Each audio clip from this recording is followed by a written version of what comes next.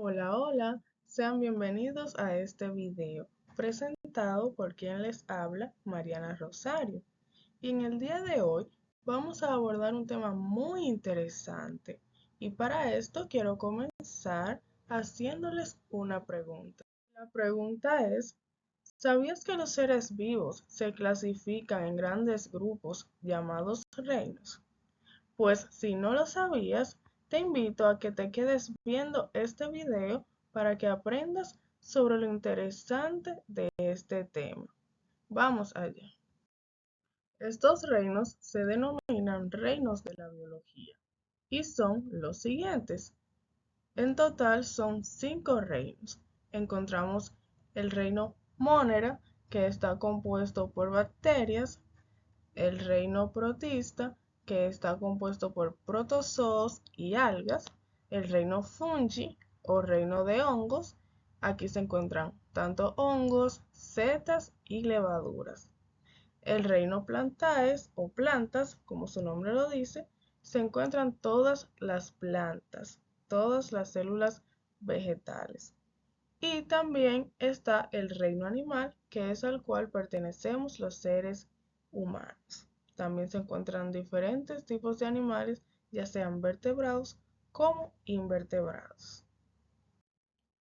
Déjame decirte que tanto las plantas y animales que conoces solo representan una pequeña parte de la extraordinaria variedad de seres vivos que existen sobre la Tierra.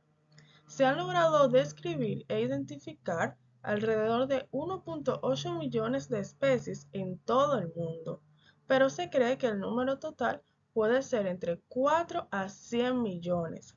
Esta amplia variedad de seres vivos se conoce como biodiversidad. Para poder estudiar a tantas especies, los biólogos se dieron la tarea de clasificarlos en función de las características que estos comparten. A continuación te contaré un poco de cómo se fue desarrollando toda esa historia. La primera clasificación vino de la mano de Aristóteles, quien fue un filósofo y griego científico. Se le considera el padre o el creador de la primera clasificación científica en la que introdujo un sistema jerárquico por categorías en el siglo IV a.C. En ella separaba a los seres vivos en dos grupos de acuerdo con su capacidad de movimiento, los animales y los vegetales. Al reino animal lo dividió en categorías internas que corresponden a dos géneros máximos que son Anaima, sin sangre roja y que correspondía a los invertebrados actuales que conocemos, y los Enaima, con sangre roja, refiriéndose a los vertebrados que conocemos hoy en día. Continuamos con Teofrasto de Eresto, que también fue un filósofo griego y además discípulo de Aristóteles. Se le considera el padre de la botánica porque fue el primero en proponer una clasificación jerárquica de las plantas superiores, tomando en cuenta su sistema reproductivo, su tipo de inflorescencia, crecimiento y aquellas de reproducción sexual, considerando el número de cotiledones. Los cotiledones son las primeras hojas del embrión en las plantas. Al reino vegetal, él lo dividió en árboles con tallo leñoso principal,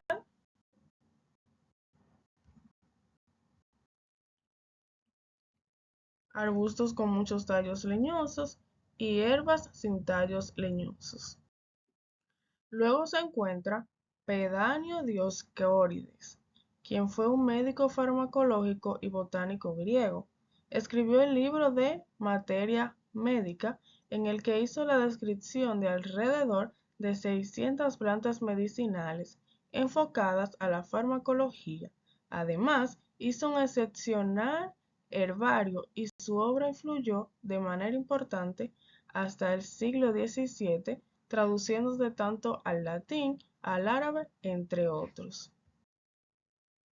Luego está John Ray, quien fue un naturalista y botánico inglés.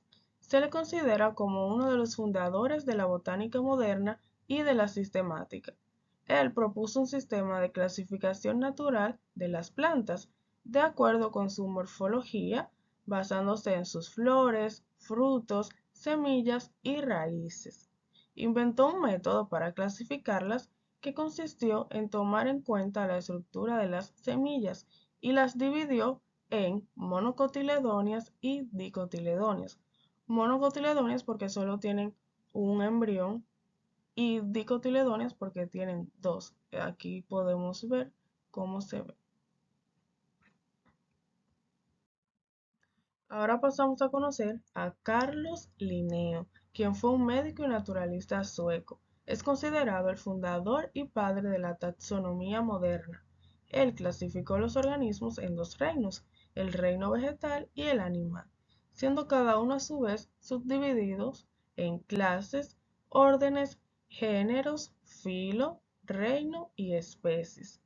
Da los cimientos para la creación de un sistema moderno de clasificación conocido como nomenclatura binomial, por lo que a cada especie se le asigna un nombre científico único y universal, compuesto por dos vocablos que corresponden tanto al género y a la especie, forma que continúa utilizándose en la actualidad.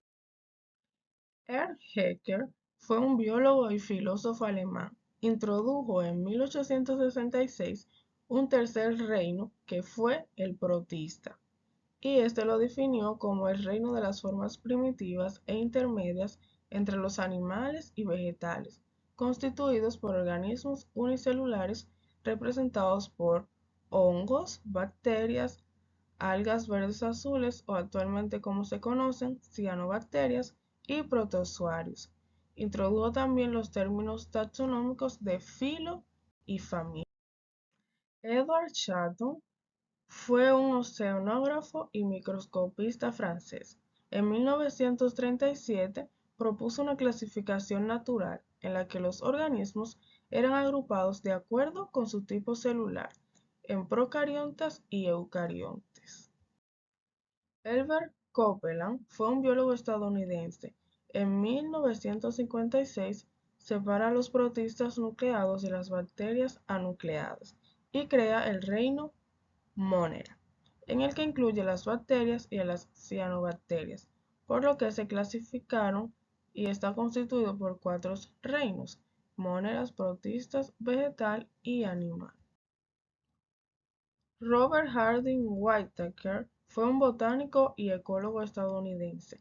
En 1969, tomando en cuenta el tipo celular eucariota o procariota, el nivel de organización unicelular o pluricelular y los sistemas de nutrición autótrofos y heterótrofos, propuso un quinto reino, que fue el reino fungi o de los hongos. Debido a esto, la clasificación quedó formada por cinco reinos, que son el reino Animalia o animal, el reino Plantae o plantas, el fungi o de hongos, el protista y los moneras. Ahora hablemos un poco de cada uno de estos reinos. Primero está el reino Monera, que sus principales representantes son las bacterias. Estas son organismos unicelulares procariontes y presentan distintas formas, ya sea de espiral, esfera o de bastón. También se incluyen las cianobacterias, como se ven en la imagen. Aquí se pueden ver algunas de las curiosidades de este reino, como puede ser la diversidad metabólica que tienen estas y su reproducción rápida, como también su bioremediación y la resistencia a antibióticos que tienen en algunas de estas especies. Luego está el reino protista, que está constituido principalmente por protozoos y algas. Los protozoos son unicelulares eucariontes y viven en ambientes acuáticos dentro de otros seres vivos. Algunas de las curiosidades de este reino es que tienen diferentes hábitats y que las algas pertenecen al reino protista y son responsables de una gran parte de la fotosíntesis en el planeta. Y sabemos lo importante que es la fotosíntesis para poder nosotros tener el oxígeno para así poder respirar. Luego está el reino fungi, que está constituido principalmente, como ya mencioné, por los hongos, y estos son organismos eucariontes multicelulares en su gran mayoría y se diferencian de las plantas en que son heterótrofos, es decir, que necesitan de otros organismos para alimentarse, y su pared celular es muy distinta químicamente a la pared celular de las plantas. En este reino también podemos ver algunas de las curiosidades, como es que existen diversas especies de este y la importancia que tienen como descomponedores.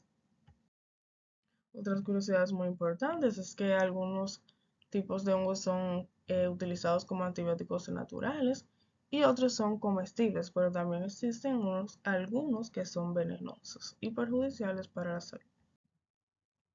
También está el reino vegetal, que como ya mencionamos ahorita, es el reino donde se encuentran las plantas y pueden existir diferentes plantas, ya sean helechos, musgos, hierbas, arbustos, entre otras.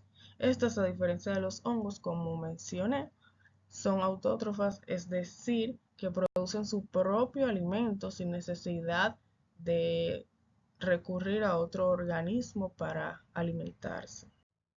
Algunos puntos claves e importantes de este reino es la importancia que tiene la fotosíntesis, que ahí la podemos ver, y algunas hormonas que intervienen en el desarrollo de las plantas, ya sea para la maduración de sus frutos, entre otras cosas que son de mucha importancia para ellas.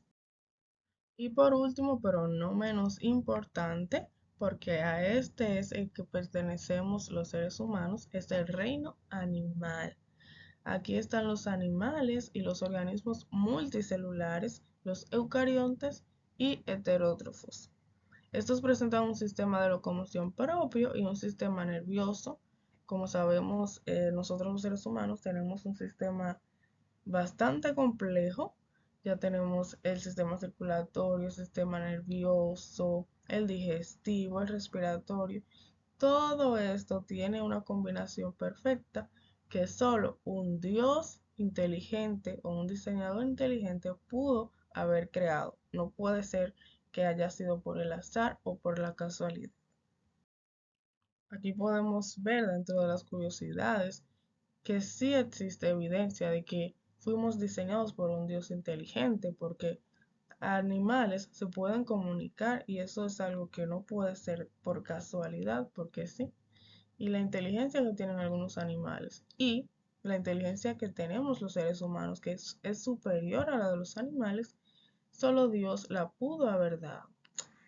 Así que es muy importante que reconozcamos esto, que todas estas especies y estas divisiones han sido clasificados, pero ya existían. Es decir, que Dios los creó desde el principio, como se relata en el libro de Génesis, capítulo 1, que Dios creó las aves del cielo, los reptiles y demás. Así que les invito a que puedan leer en el capítulo 1 de Génesis toda la parte de la creación.